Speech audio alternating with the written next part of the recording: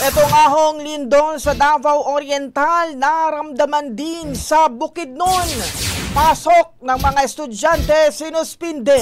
Mula sa Brigada News sa Valencia City, Bukidnon, Marvin Saldivar, ibrigada mo! Brigada!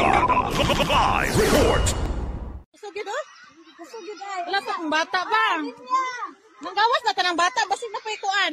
Niyanig ang lalawigan ng Bukidnon kaninang umaga tapos maramdaman ang isang 4.1 magnitude na lindol na nagdulot ng matinding takot sa mga residente at mga estudyante. Ilang bayan sa Bukidnon ang nag-anunsyo ng suspensyon ng klase matapos ang malakas na pagyanig upang matiyak ang kaligtasan ng mga mag-aaral. Kabilang dito ang Bukidnon State University na una nang nagpatigil ng klase matapos ang insidente. Sa panayam ng Brigada News Team kay Rod Bolivar, Public Information Officer ng Bukso, kinumpirma niya na may ilang estudyante ang nawalan ng malay dahil sa labis na kaba at pagkagulat. Agad naman ito nakatanggap ng pasiunang lunas ang mga apektadong estudyante. Atong pagsusi karon wala man noy na report nga nangasamdan.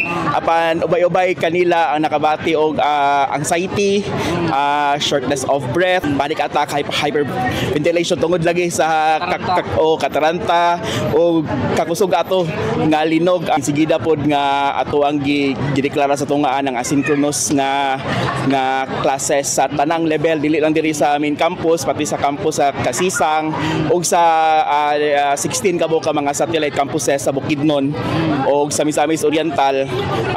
Gi-asynchronous karon sugod karong orasa ang mga klase, meaning ipapauli sila ang mga estudyante. Ayon naman kay Kenneth Amil M. Tilor, Training and Logistic Division Head ng City Disaster Risk Reduction Management, nagpapatuloy pa ang rapid assessment upang matukoy ang lawak ng pinsala sa iba't ibang lugar sa lalawigan.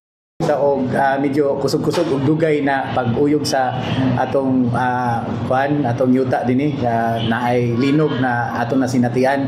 So far ga-convene mi karon for RDANA or rapid damage assessments needs analysis.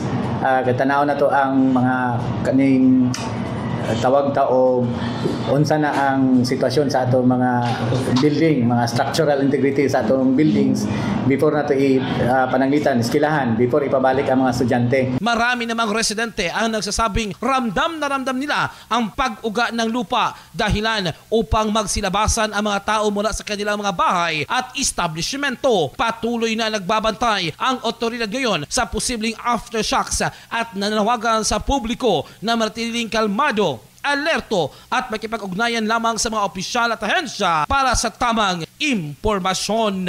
In the heart of changing lives, Brigada Marvin Saldivar sa 105.7 Brigada News FM, Valencia City, Bukidnon, the Music and News Authority. Ang bahaging ito ay hatid sa atin ng Guard C Plus with Zinc Capsule. Always protektado ang kalusugan.